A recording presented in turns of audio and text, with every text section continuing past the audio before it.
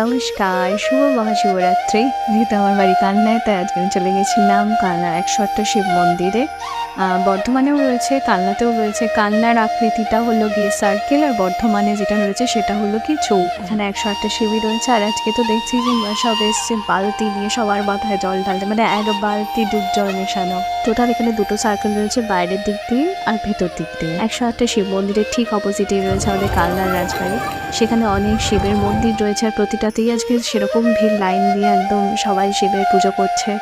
আর তাছাড়া রয়েছে ওখানে লালজি মহারাজের মন্দির রয়েছে, রাধা গোবিন্দের প্রতিমা রয়েছে। রাজবাড়ির প্রতিটা মন্দিরে টেরাকোটার কাজ রয়েছে। টেরাকোটার কাজে আপনারা বিভিন্ন গল্প খুঁজে পাবেন, এত সুন্দর কাজ। আপনারা যদি আসতে চান তাহলে কাটোয়া লোকাল ধরবেন, কালনায় নামবেন, কিংবা ব্যান্ডেল হয়ে কালনায় নামবেন। আর ওদিক থেকে শান্তিপুর দিয়ে খেয়া পার করলেই কালনা ঘাট, আর কালনা ঘাট থেকে রাজবাড়িটা বেশ কাছে। আর হ্যাঁ, আমি সঞ্চয় বলছি, আপনাদের ভিডিওগুলো ভালো লাগলে